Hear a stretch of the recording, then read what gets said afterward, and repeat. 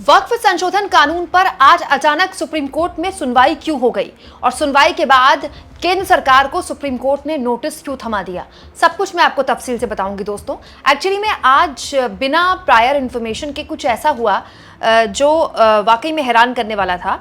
सब जानते हैं दोस्तों कि वक्फ संशोधन कानून पर 3 दिन तक लंबी बैक टू बैक बहस चली, जिसके बाद जो फैसला था सुप्रीम कोर्ट ने सुरक्षित रख लिया। लेकिन आज अचानक से वक्फ संशोधन मामले में एक नया एक्शन तब देखने को मिला जब वक्फ संशोधन अधिनियम 2025 द्वारा संशोधित वक्फ अधिनियम 1995 को उसके कुछ प्रावधानों को 1995 वाले अधिनियम के कुछ प्रावधानों की संवैधानिक वैधता को चुनौती देने वाली याचिका सुप्रीम कोर्ट पे पहुंच गई। और ये याचिका लेकर गए बीजेपी के एक नेता जो कि अधिवक्ता भी हैं। उन्होंने जब याचिका डाली तो सुप्रीम कोर्ट ने उनसे क्या पूछा और उसके बाद सुप्रीम कोर्ट ने उस पर क्या एक्शन लिया, ये मैं यहाँ बताऊंगी आपको। सुप्रीम कोर्ट ने इस पर फिलहाल के लिए केंद्र की मोदी सरकार को नोटिस दे दिया है। दोस्तों हुआ ये कि सुप्रीम कोर्ट में आज एक PIL डाली गई, जनहित याचिका डाली गई। दोस्तों CJI गवई मौजूद थे बेंच में और जस्टिस मसीह मौजूद थे। ये वही 2 जजेस हैं जिनके सामने वक्फ की पूरी बहस हुई थी मामले की। दोनों के सामने याचिका दाखिल की गई और जो याचिकाकर्ता हैं वो वकील भी हैं और बीजेपी के नेता भी हैं, अश्विनी उपाध्याय। अश्विनी उपाध्याय ने कहा कि हमारी जो दलीलें हैं उनको सुना जाए कोर्ट के समक्ष। दरअसल 1995 में जो अधिनियम आया था वक्फ संशोधन अधिनियम, उसको लेकर कुछ धाराओं की संवैधानिक वैधता की चुनौती इस PIL में थी। हालांकि कोर्ट ने जब शुरुआत में ये PIL देखी तो कोर्ट ने कहा कि मामले में देरी हो चुकी है।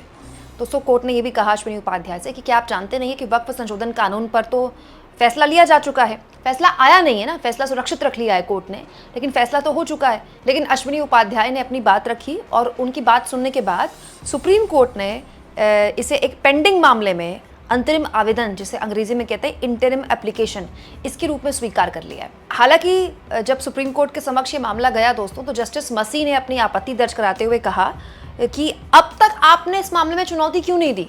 वक्फ संशोधन कानून 2025 जो भी बहसें थी वो हम सबके सामने थी, लगातार उन पर पूरी देश पे चर्चा हुई, हमने आपको कोई खबर दिखाई, सब जानते थे कि सुप्रीम कोर्ट तक ये मामला जा चुका है। तो जस्टिस मसीह ने भी यही पूछा कि अब तक आप ये मामला लेकर क्यों नहीं आए सुप्रीम कोर्ट में, आपने इतनी देरी क्यों कर दी। इसके बाद जस्टिस मसीह ने कहा दोस्तों हमने पहले ही इस मामले में आदेश पारित कर दिया है। वहीं CJI गवई ने याचिकाकर्ता से सवाल किया कि अब आप 1995 के अधिनियम को भी चुनौती दे रहे हैं, 1995 के अधिनियम को 2025 में चुनौती देने की अनुमति क्यों दी जाए। जब बहस की शुरुआत हो रही थी तो CJI गवई ने पूछा कि क्यों इजाज़त दी जाए आपको, अब 2025 में आप इसको चुनौती दे रहे हैं। दोस्तों आगे CJI कहते हैं हमें देरी के आधार पर इसे खारिज कर देना चाहिए। तो CJI की ये बात सुनकर बीजेपी के नेता और वकील अश्विनी उपाध्याय ने कहा ये कोर्ट 2020 और 2024 में भी इस तरह की याचिकाओं पर सुनवाई कर चुका है। मैं अनुरोध करता हूं कि इस याचिका को लंबित मामलों के साथ अंतरिम आवेदन यानी कि IA के रूप में स्वीकार कर लिया जाए। जब अश्विनी उपाध्याय ने ये बात बोली तो फिर जस्टिस गवई ने बोला 2025 में नहीं। जस्टिस गवई ने इसको साफ इनकार कर दिया। हालांकि अश्विनी उपाध्याय लगातार ये बात बोलते रहे कि ये जो फैसला है ये वक्फ संपत्तियों, अल्पसंख्यक अधिकारों और धार्मिक स्वतंत्रता से जुड़े हुए कानूनों पर कोर्ट के रुख को और स्पष्ट करेगा, जिसके बाद उनकी दरख्वास्त मान ली गई और इस पूरे के पूरे मसले को लेकर केंद्र को नोटिस भी जारी कर दिया गया। तो ये आज का एक्शन था। हालांकि जो फैसला सुरक्षित रखा गया है वक्फ संशोधन कानून पर, उसको लेकर फैसला कब आएगा ये कोई नहीं जानता दोस्तों।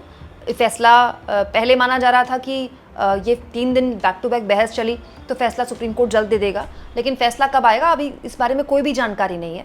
और हाँ, लेकिन ये सच है कि सुनवाइयाँ कंप्लीट होकर फैसला आ चुका है, बस फैसला पढ़ना बाकी है। फैसला सुरक्षित का मतलब यही होता है। और जो फैसला आएगा दोस्तों वो अंतरिम आदेश होगा, अंतिम आदेश नहीं होगा, अंतरिम आदेश होगा। इससे पहले दोस्तों जो कपिल सिब्बल, अभिषेक मनु सिंघवी, राजीव धवन जैसे वरिष्ठ वकीलों ने इस पूरे के पूरे मसले पर प्रमुखता से सुप्रीम कोर्ट में अपनी बात रखी थी। बेसिकली पूरी की पूरी जो बहस थी वो 3 जो मुद्दे थे उन्हीं पर टिकी हुई थी और उन्हीं 3 मुद्दों के इर्द गिर्द सरकारी वकील सॉलिसिटर जनरल तुषार मेहता भी लगातार अपनी दलीलें दे रहे थे। जो पहला मुद्दा था वो था अदालतों द्वारा वक्फ बाय यूजर या वक्फ डीड घोषित संपत्तियों को गैर अधिसूचित करने की शक्ति से जुड़ा हुआ। इसके अलावा जो दूसरा मुद्दा था वो था वक्फ बोर्ड या केंद्रीय वक्फ परिषद की संरचना से संबंधित। याचिकाकर्ताओं की दलील थी कि पदेन सदस्यों को छोड़कर केवल मुसलमानों को ही राज्य का जो वक्फ बोर्ड है और केंद्रीय वक्फ परिषद है उसमें काम करने की इजाज़त दी जाए, गैर मुस्लिम इसमें ना हो। ये मुद्दा लोकसभा में भी काफ़ी उठा था, आपको याद होगा दोस्तों। इसके अलावा जो तीसरा मुद्दा था वो कलेक्टर वाला था, आपको याद होगा।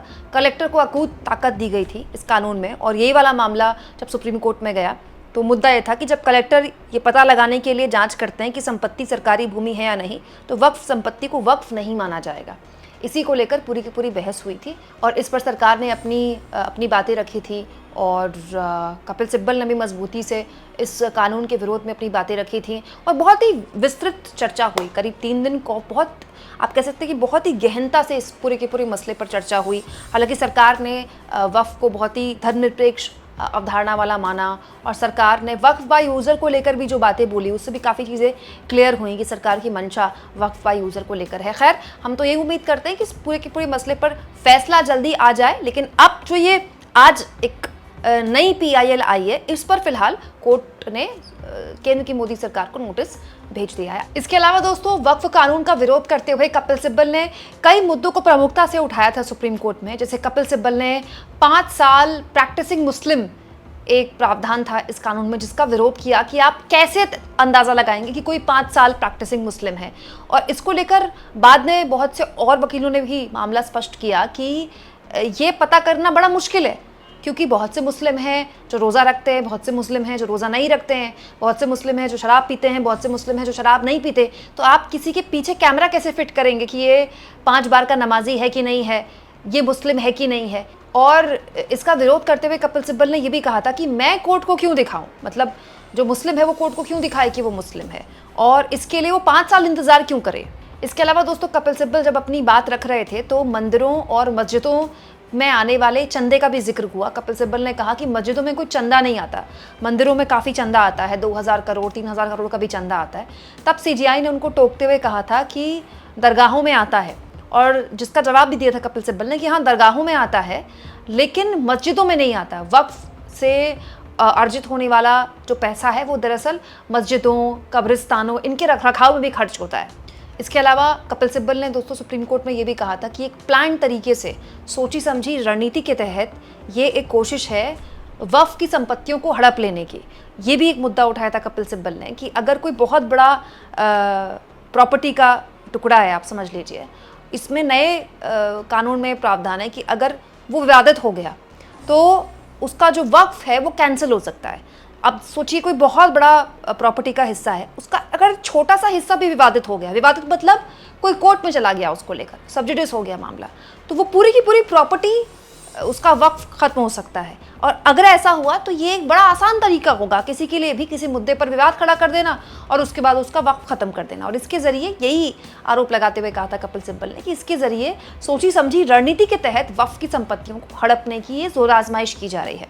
इसके अलावा दोस्तों, धार्मिक अधिकारों का अतिक्रमण भी बताया था कपिल सिब्बल ने। कपिल सिब्बल ने कहा था कि ये संविधान अधिकार देता है हर किसी को उसके धार्मिक मामलों को आगे चलाने की, लेकिन ये जो पूरा का पूरा कानून है ये धार्मिक अधिकारों का, मुस्लिम समाज के धार्मिक अधिकारों का एक तरह से अतिक्रमण है। तो बहुत सी मजबूत बातें न केवल कपिल सिब्बल ने रखी थी बल्कि सरकारी वकील ने भी रखी थी, और वो सारी बातें सुनने के बाद ही, सारी दलीलें सुनने के बाद ही सुप्रीम कोर्ट ने फैसला सुरक्षित रखा है। आप इस मुद्दे पर क्या सोचते हैं दोस्तों, कमेंट बॉक्स में जरूर लिखें, और जितना हो सके दोस्तों चैनल को शेयर भी करें, सब्सक्राइब भी करें, और थैंक्स और ज्वाइन दोस्तों, ये 2 ऑप्शन है जिसके जरिए आर्थिक तौर पर भी अगर आप चाहें तो चैनल के हाथ मजबूत कर सकते हैं।